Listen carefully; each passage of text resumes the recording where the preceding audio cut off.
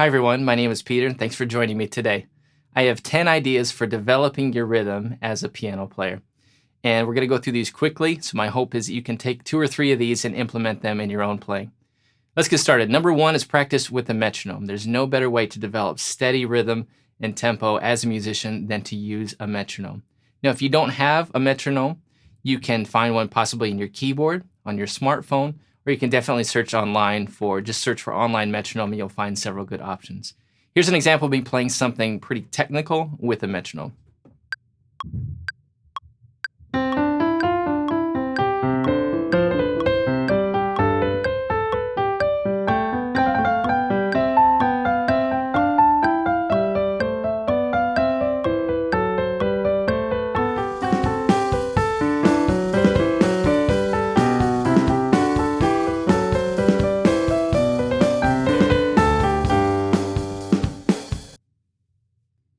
So that was tip number 2, practicing with the drum loop instead of a metronome.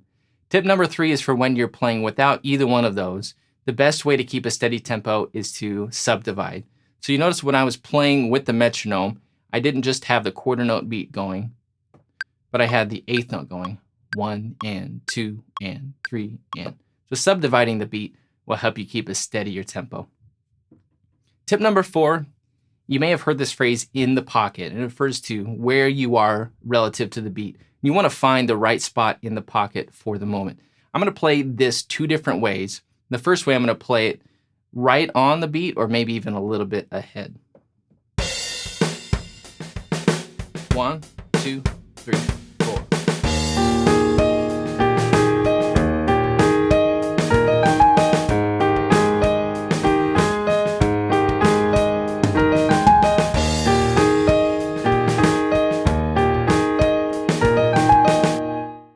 Okay, so that was ahead or even with the beat. Now I'm going to lay it back just a little bit and play it just a little bit behind the beat. Let's hear what this sounds like.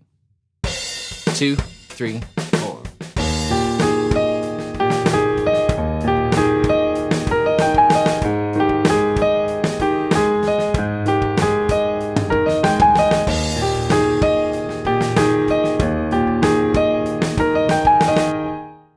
Okay, so that felt a little bit more relaxed. Usually you want to focus on not rushing and staying just a little bit behind the beat, and that puts it in the pocket. It depends on your situation, the type of music, and who you're playing with, but try to find that spot where it just feels right. Tip number 5 is you want to balance, and this is an overall music thing, but it helps to do it with the rhythm too. You want to balance repetition with variation in your music. You want enough repetition to keep a sense of where you are and to have a good foundation for the music, but you want enough repetition to keep things interesting. So if we go back to this previous example, there are a lot of eighth notes going on at first. So we have our pattern set up, we have a lot of repetition, we have a good foundation for what's going on, but then these 16th notes offer a little bit of variation, and they keep things a little bit more interesting. So use your rhythm and the types of notes that you're using, not just eighth notes, not just 16th notes, not just quarter notes, but mix them up to give that balance between repetition and variation. Tip number 6 is utilize something called syncopation. And basically syncopation is putting emphasized notes anywhere in a weak part of the measure. There are 2 basic forms of syncopation. The first one is eighth note syncopation.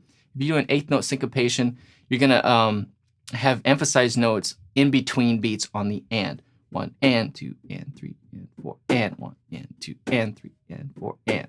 And then there's 16th note subdivision, which 1 E and a 2 E and a 3 E and a. You're going to have emphasized notes landing on the E or the as 1 E, 2 1, 2, 3, right?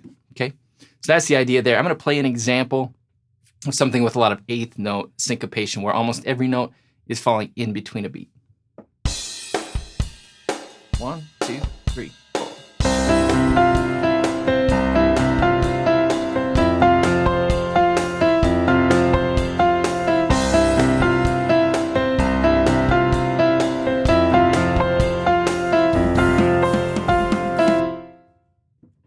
So use syncopation as a rhythmic tool. Number 7 is let both your left hand and your right hand work together to create more interesting rhythms than they could on their own. I'm going to play this and then we'll explain what's going on. 1, 2, 3.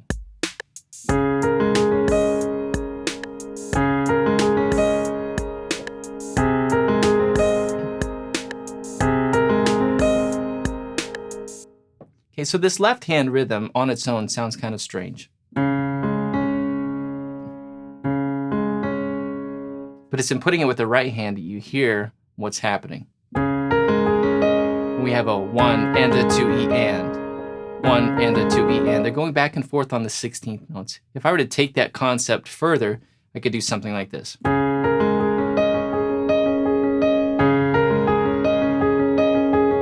So they're just alternating. Both hands are playing off of each other. So use your left hand and right hand together. That's the advantage that we have as piano players, that we can do that and create more interesting rhythms that way.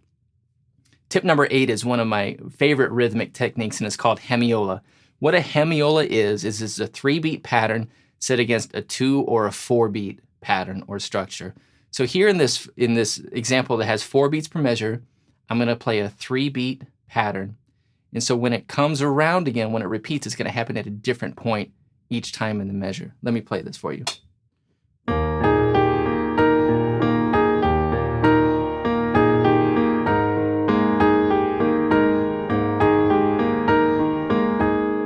So we have our 3-beat pattern, but since there are 4 beats in a measure, it's going to repeat at different points. The first time it starts on beat 1, second time it starts on beat 4, then beat 3, then beat 2. Let me play it one more time.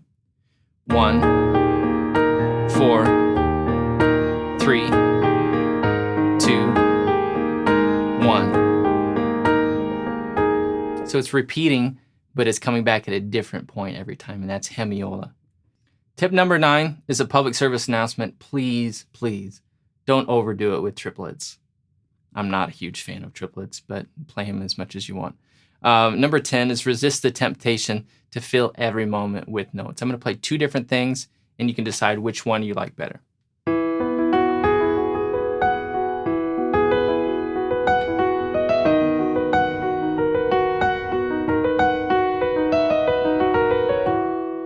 Here's the second way.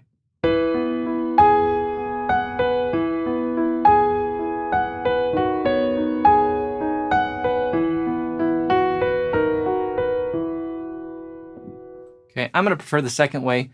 It's because I think that what we play needs time to breathe and time to sink in a little bit. So make sure you're avoiding that temptation to fill every possible space with more and more notes. All right, so that was 10 tips. That was pretty quick to throw those at you. Like I said, I hope that you can incorporate maybe a couple of those into your playing. I have one more thought for you, and that is to try out my piano training course. Is called Fluent Piano. It has lots of stuff to develop your rhythm, like metronomes, drum loops, variations, syncopations, hemiolas, and best of all, there are no triplets anywhere. You'll also greatly develop your ability to play by ear, to play melodically, to play expressively. It's a great all-around resource for taking your piano playing to the next level. So you can try out the first 2 sessions for free. Just follow the link below, and I hope you'll check that out. Thanks for watching today, and we'll see you soon.